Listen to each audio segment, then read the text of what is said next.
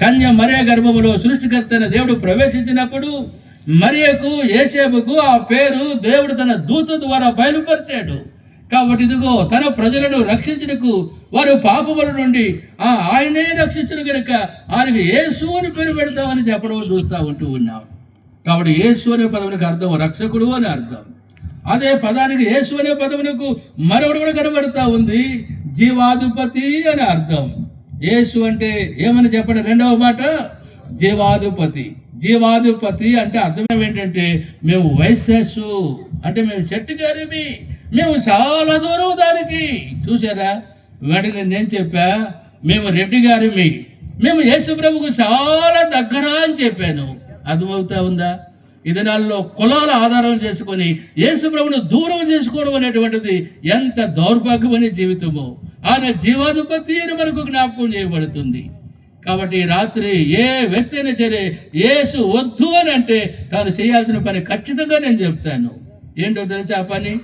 నోరు ముక్కులు గట్టిగా బిగించుకోవాలి. అర్థమవుతా ఉందా? ఎప్పుడైతే నోరు ముక్కులు గట్టిగా బిగించుకుంటావో అప్పుడు ఏమైపోతావో తెలుసా? ఒక 2-3 నిమిషాల్లో చచ్చిపోతావు. అర్థమవుతా ఉందా? కాబట్టి ఆదామునందు దేవుని ఆజ్ఞ అతిక్రమించడం ద్వారా పాపము ద్వారా గమనిస్తాం సత్యం విషయంలో మనుషుడు చచ్చిన వరకు కనబడుతున్నాడు. ఎఫెసీ పత్రిక 2వ అధ్యాయం 1వ వచనంలో అదే చూస్తాం. మీరు మీ పాపముల చేతను అపరాధముల చేతను ఏమై ఉన్నారు చెప్పండి? చచ్చిన వారై ఉన్నారు. దేవుని ఆత్మ మనుషులలో లేనిదిగా కనబడుతుంది. అందుకే దేవుని మేలులన్నీ పొందుతూ కూడా కృతజ్ఞత లేని వారంగా, అంటే ఎవరు మేలు చేసిన వారికి కనబడుతున్నాడో ఆయన్ని మహిమపరచలేని వారంగా ఉండడం అనేటువంటిది ఎంత దౌర్భాగ్యమైన జీవితమో. అర్థమవుతా ఉందా? కాబట్టి మనుషులకు అర్థం కావడం వల్ల అందుకే చిన్న సామెత చూడండి, చచ్చినటువంటి మనుషులంట ఏనుగులు దుక్కినా కూడా ఏమంటాయో చెప్పండి? అబ్బా అనడంట. చూసారా? చచ్చిన మనుషుని ఏనుగులు దొక్కిన అబ్బా అనడు. చూసారా? అయితే చూడండి, బ్రతికిన మనుషునంట ఒక చిన్న ఎర్రదేమ ఎంత ఉంటుంది చెప్పండి? నలకంత. అది కుడితే అబ్బా కుట్టింది అంటాం. చూసారా? ఏంటి చెప్పండి? చలనము. కాబట్టి లోకంలో పాపం దేవుణ్ణి ఎరగినటువంటి వారుగా చలనము లేని వారుగా ఉండడం అనేటువంటిది కనబడడం చూస్తూ ఉంటూ ఉన్నాం. అందుకే ప్రేమ కలిగిన దేవుడు ఇక్కడ 2వ మాటగా యేసు అనే మాట కనబడడం చూస్తూ ఉంటూ ఉన్నాం. యేసు అంటే రక్షకుడు, యేసు అంటే జీవాధిపతి అనే సంగతి మనకు జ్ఞాపకం చేయబడుతుంది. ఇక్కడ 3వ మాట కనబడుతుంది కదా, క్రీస్తు యేసు అనేటువంటి ఎవరంటే చెప్పండి? ఆయన నరుడు అనే మాట కనబడతా ఉంది. నరుడు అనేటువంటిది కూడా ఏం కాదు చెప్పండి? పేరు కాదు, రూపం. అర్థమవుతా ఉందా? చూడండి, ఒక మనుషుడు పోతా ఉన్నాడు దారిన. ఆ మనుషుడిని చూసి నరుడా నరుడా నరుడా నరుడా అంటా ఉన్నాం అనుకోనండి, వాడు అంటాడా చెప్పండి? అనడు. నీకు పిచ్చి పట్టినట్టుంది, పిచ్చి మాట మాట్లాడుతుందంట పోతాడు అనమాట. నీకు పిచ్చి పట్టలా, నిజమే, వాడు పోయేవాడు నరుడే.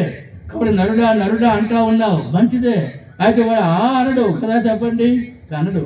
కాబట్టి నరుడు అనేటువంటిది ఏం చూపిస్తా ఉంది అంటే రూపము అని కనబడుతూ ఉంది. చూసారా? సృష్టికర్త అయిన దేవుడు లోకంలో ఉన్న మానవులందరినీ ప్రేమించి ఆయన లోకములకు ఎవరుగా వచ్చాడని మనకు జ్ఞాపకం చేయబడుతుందని అంటే క్రీస్తు యేసు అనేటువంటి నరుడుగా ఈ లోకములకు వచ్చాడనే సంగతి 2వదిగా మనం చూస్తూ ఉన్నాం. ఆయన అనే పదవులో 2 ప్రాముఖ్యమైన సంగతులు కనబడుతున్నాయి. ఒకటి, సృష్టికర్త అయిన దేవుడు, ఆత్మస్వరూపైన దేవుడు, వాక్కు శబ్దమైనటువంటి దేవుడు, మనల్ని సృజించినటువంటి దేవుడు, ఒక్కడైనటువంటి దేవుడు, సమస్తములకు ఆధారమైనటువంటి దేవుడు, ఒక్కటే దేవుడు. ఇప్పుడు 2వదిగా కనబడుతుంది ఆయన శరీరధారిగా కృపాసత్య సంపూర్ణుడుగా మన మధ్య ఈ లోకమునకు వచ్చాడనే సంగతి 2వదిగా మనం చూస్తూ ఉన్నాం.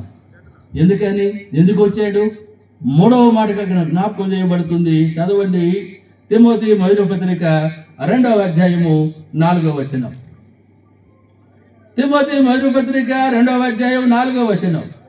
ఆయన మనుషులు అందరూ అనే మాట మనకు జ్ఞాపకం చేయబడుతుంది. మనుషులు అందరూ అనే మాట కనబడుతూ ఉంది. కొందరు కాదు, అందరూ. అందరూ అనేటువంటి మాట ఏం చూపిస్తూ ఉంది చెప్పండి ఒకసారి? అందరూ అనేది ఏం చూపిస్తూ ఉంది? సరే, ఒక పదం చదవండి. అపోస్తలుల కార్యములు 17వ అధ్యాయము 27వ వచనం చదవండి తీసిన వారు. 27, 26. అపోస్తలుల కార్యములు 17వ అధ్యాయము అవసరాన్ని చదవండి తీసిన వారు. మరియు యావత్ భూమి మీద కాపురము ఉండుటకు ఆయన ఒకని నుండి ప్రతి జాతి మనుషులను సృష్టించి అనే మాట దేవుని వాక్యంలో మనకు జ్ఞాపకం చేయబడటం మనం చూస్తూ ఉన్నాం. అర్థమవుతుంది కదా.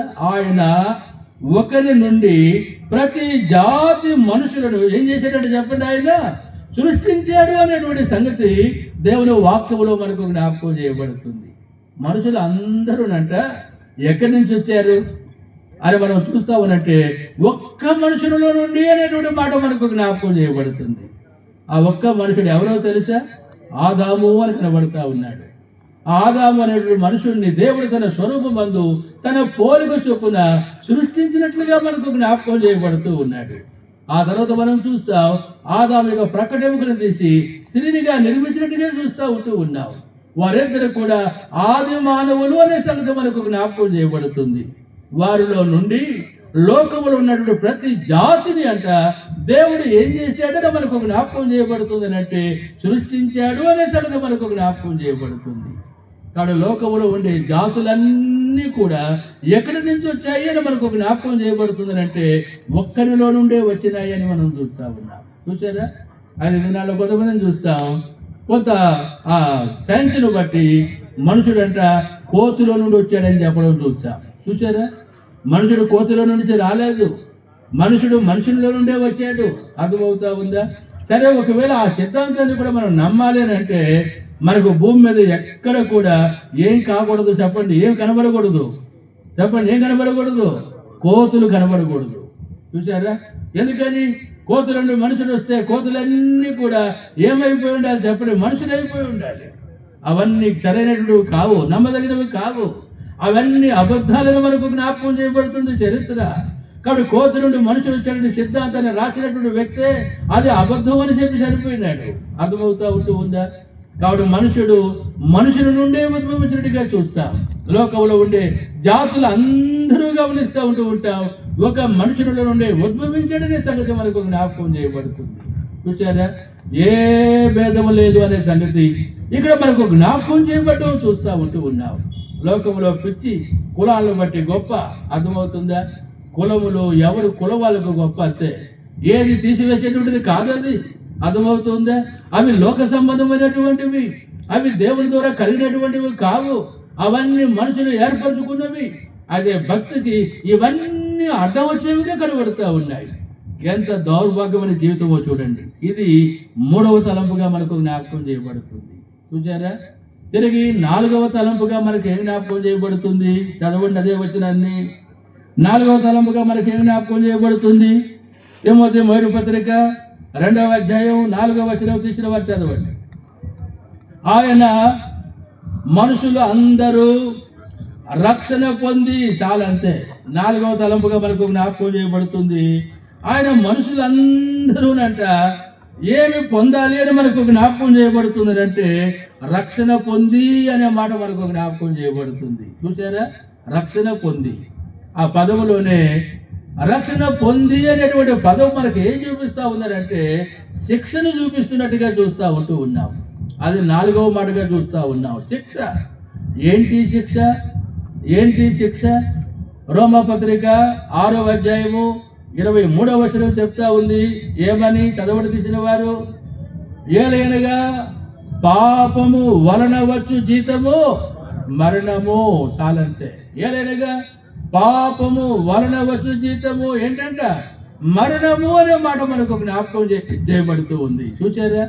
ఒక మనుషుడు దినమంతా పనిచేస్తే ఎలాగో కూలి, ఎలాగో జీతం పొందుతూ ఉన్నాడో అలాగే మనుషుడు పుట్టినది మొదలుకొని తాను చేస్తూ ఉన్న పాపములకు ఫలితం కనబడుతూ ఉంది.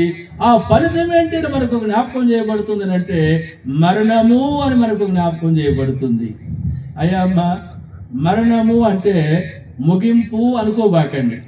ఈ దినాల్లో చాలా మంది మరణం అంటే అయిపోయినాడు అనుకుంటాం, మరణం అంటే అయిపోయింది అనుకుంటాం. అదే మరణము అనేటువంటి పదము ముగింపు కాదు. మరణము అనేటువంటి మాట దైవ గ్రంథంలో మనకి ఏం చూపిస్తుందని అంటే ఎడబాటు అని చూపిస్తా ఉంది. చూసారా? ఎడబాటు. అర్థమవుతుందా? భార్య పాపం చేస్తే భర్త జడమైపోతా ఉంది. భర్త పాపి అయితే భార్య కడమైపోతూ ఉన్నాడు, తల్లిదండ్రులు పాపులైతే పిల్లలకు దూరం అయిపోతూ ఉన్నారు, పిల్లలు పాపులైతే తల్లిదండ్రులు ఎడమైపోతూ ఉన్నారు. కానీ మరణము అనేటువంటిది ఎడబాటు అనే సంగతి మనకు జ్ఞాపకం చేస్తూ ఉంది. అర్థమవుతా ఉందా? మనలో 3 కనబడతాయి. ఒకటి శరీరము, రెండవది ప్రాణము, మూడవది ఆత్మ అని మనకు జ్ఞాపకం చేయబడుతుంది. చూచారా?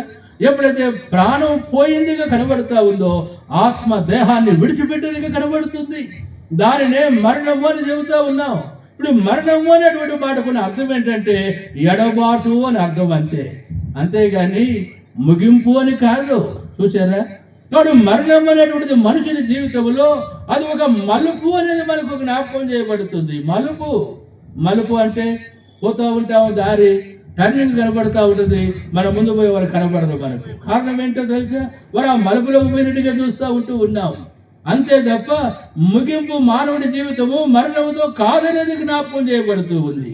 ఉదాహరణకు సుమారు 30 సంవత్సరాల క్రితం నేను నా భార్య ఒక ఊరు వెళ్ళి అక్కడ ప్రార్థన జరిపించి ఇద్దరు బండి మీద వస్తూ ఉన్నాం, మాట్లాడుకుంటా ఉన్నాం. బండి మీద రాత్రి 12 గంటలు. ఆ బందుకు దీర్ఘంగా ముందు చూసినట్టుంది, మన ముందేదో ఎర్రగా కనబడుతుంది అంటుంది. అర్థమవుతుందా? అదైనా అంత జ్ఞానం లేదు ఆమెకు కూడా. అప్పుడు నేను చూశాను నేను కూడా, అవును ఎర్రగా కనబడుతుంది నాకు కూడా. అప్పుడు నేను చెప్పా, మన ముందు ఇంకొక బండి పోతుంది అని చెప్పాను. అయిపోయింది. మళ్ళీ మాట్లాడుకుంటా ఉన్నాం. మళ్ళీ ఆమె చూసినట్టుంది, మన ముందు బండి పోతా ఉన్నే, అది కనబడలేదే అంటుంది. మళ్ళా అది కనబడలేదంటే నేను కూడా చూశాను, మళ్ళా కనబడలేదు. అప్పుడు వెంటనే చెప్పాను, నాకు గుర్తొచ్చింది, రోడ్డు అక్కడ మలుపు ఉందమ్మా, ఆ మలుపులోకి పోయింది అది అని చెప్పాను. అట్లా మాట్లాడుకుంటే మేము ఆ మలుపులోకి పోయినాం, మా ముందున్న బండి మాకు కనబడుతూ ఉంది. కాబట్టి లోకము మరణం అనేటువంటిది మనుషుని జీవితంలో ఏంటి అని మనకు జ్ఞాపకం చేయబడుతుందని అంటే మలుపు అని మాత్రమే జ్ఞాపకం చేస్తూ ఉంది, ముగింపు కాదు అనే సంగతి మరణం మనకు జ్ఞాపకం చేస్తూ ఉంది. ఈ మరణము పాపాన్ని బట్టి మనుషుడు పొందేటువంటిది అని మనకు జ్ఞాపకం చేయబడుతూ ఉంది. ఈ మరణం తర్వాత పాపం ఎక్కడికి తీసుకొని పోతా ఉంది? పాటల్లో కూడా మనం వింటా వచ్చాం. 16వ అధ్యాయం లూకా సువార్తలో మనం గమనిస్తూ వస్తే 2 మనుషులు ఉన్నారు. 19వ వచనంలో చూస్తాం, ధనవంతుడు ఒకడు ఉండెను అనే మాట కనబడుతుంది. అదే 20వ వచనంలో మనం గమనిస్తూ వస్తే లాజరును ఒక దరిద్రుడు ఉండెను అనే మాట కనబడతాయి. ఉండెను అంటే ఎప్పుడో, ఇప్పుడు కాదు అనే సంగతి జ్ఞాపకం చేయబడుతూ ఉంది. కాబట్టి వారు ఉన్నారు అక్కడ, కానీ లేరు. ఎక్కడున్నారు? లాజరు దేవదూతల చేత కొనుక్కోబడి అబ్రహాము రొమ్మున పరదేశంలో ఉన్నట్టుగా చూస్తూ ఉన్నాం. ధనవంతుడు చనిపోయి పాతి పెట్టబడినట్టుగా చూస్తూ ఉన్నాం, కానీ పాతాళములో పడినట్టుగా చూస్తాం, యాతన పెట్టబడుతూ ఉన్నారు. చూసారా? కానీ మానవుడు ఈ లోకంలో చనిపోయిన తర్వాత వారిద్దరు వెళ్ళేటువంటి మార్గాలు 2 కనబడుతూ ఉన్నాయి. చనిపోయిన మనుషులందరూ కూడా ఒక చోటకే పోరు. అర్థమవుతా ఉందా?